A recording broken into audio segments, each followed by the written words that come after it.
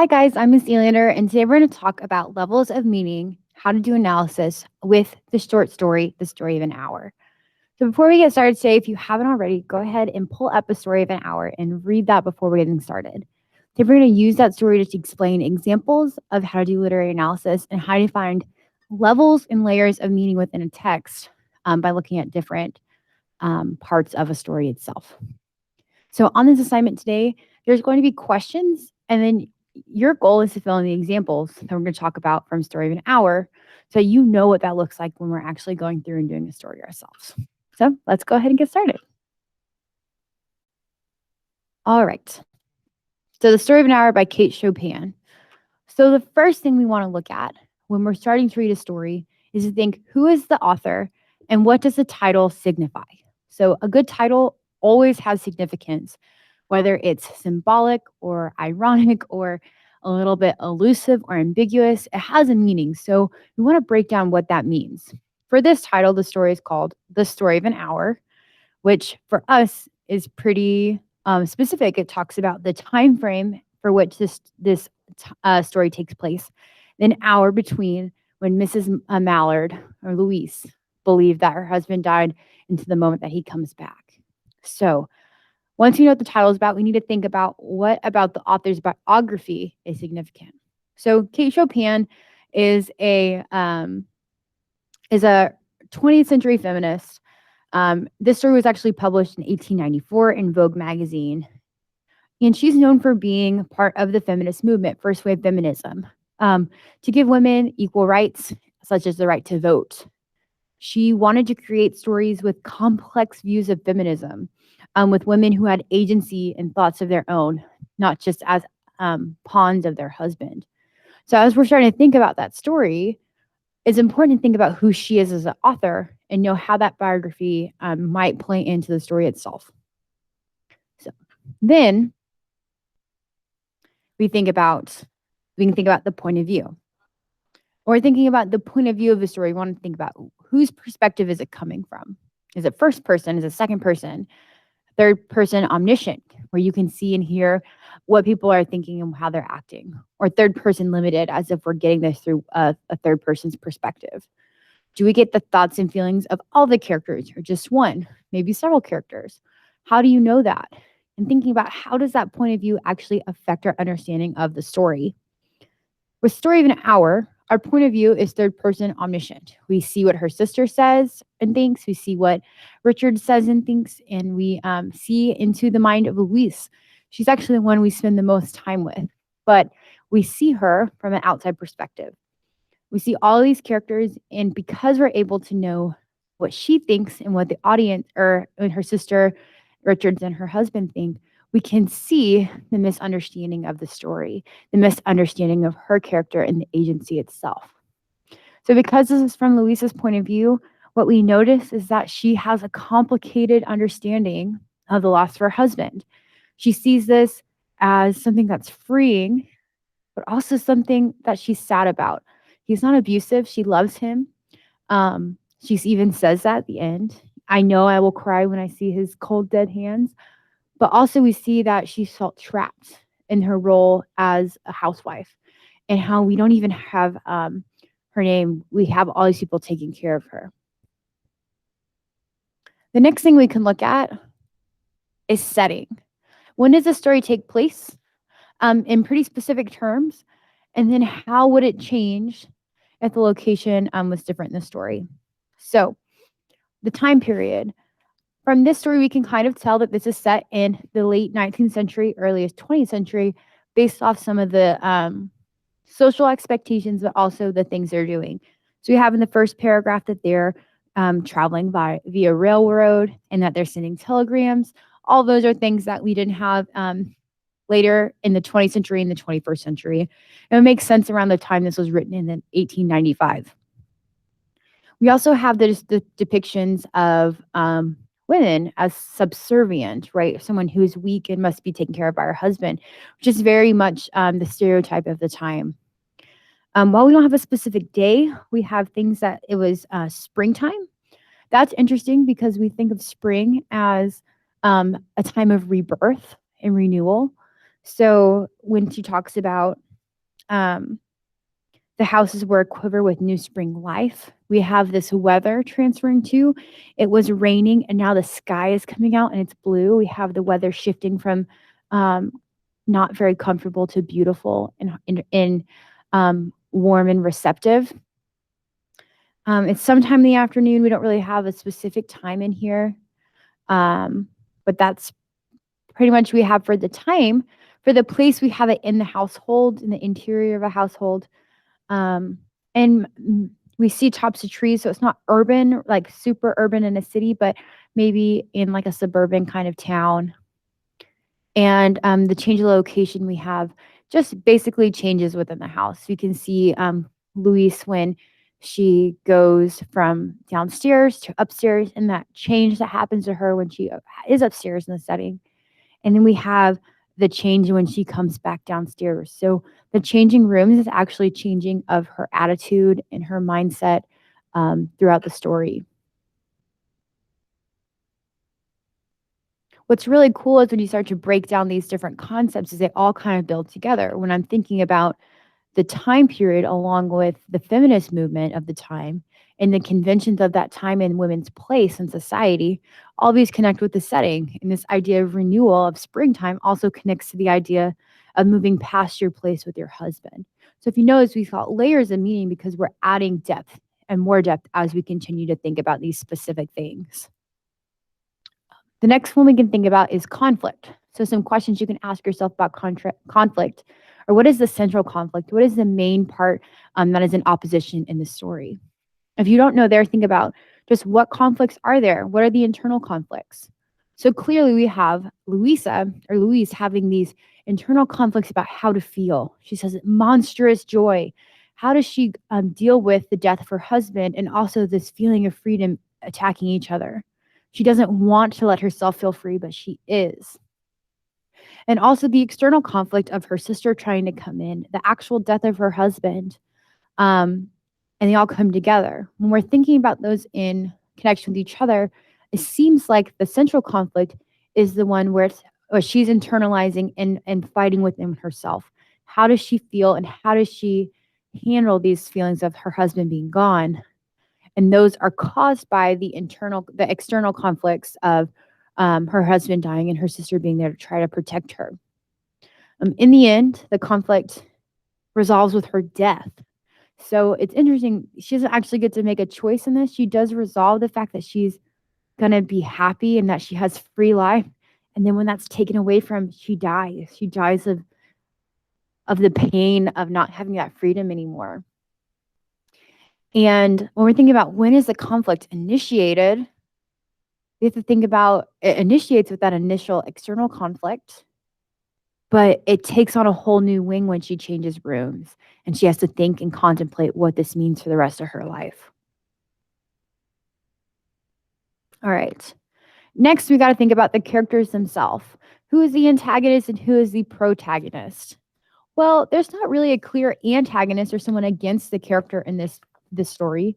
There's not really outside forces that are like attacking her, but our protagonist is Louisa, our main person who we're paying attention to.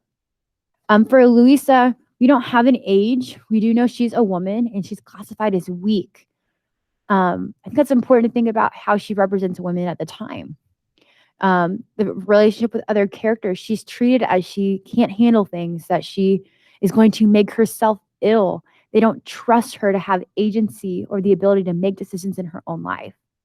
If you notice, we're given her name at first as Mrs. Mallard. We can think of being symbolic as Mallard as a duck, which ducks are more ostentatious and beautiful as male ducks. We don't even really recognize female ducks as we do the males. But on top of that, we don't even get her first name until the second page, almost halfway through the story. She's described as her husband's wife.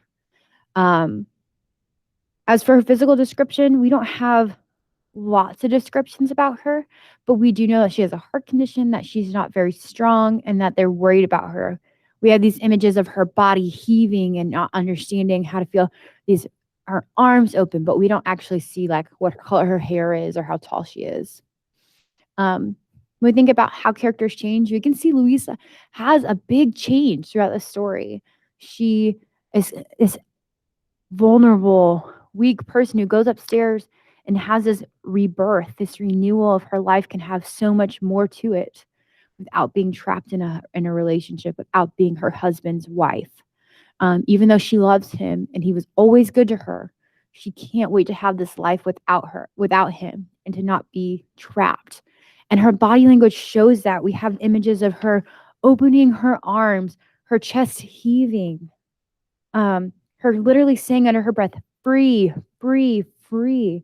She is awakened by this new experience. So thinking about how Louise changes and all of these depths add us to our understanding of what we can take away from the story. Based on her actions, what do we know? All right. If you're stuck with characterization, always go back with the description of body language. We can look at how they're described, what they're saying, how other people treat them to kind of pull these things out. A good writer is never going to say she was blank, but things like, and Louise, she's not weak, but she has heart trouble. And giving her that vulnerable aspect to her is described in the characterization if it's not outright said. Then we get to the fun stuff, the language of the story itself. This story is a prime example of how a lot of information can be hidden between elements in the language, such as tone shift, symbolism, imagery, metaphor, repetition, oxymorons, the epiphany, irony, diction, and similes. So we're going to go through and explain what these terms are and then talk about how they actually exist within the story and how they help contribute to a central idea or to understand another layer of meaning. So let's go through these. First one is imagery. So y'all know this from we did our first paper last semester. It's just descriptive language. Think about your 5 sentences. So anytime we're experiencing these 5 sentences, we want to dive into them. Why are they there? Diction, any kind of purposeful word choice, any kind of words that make you stop and think.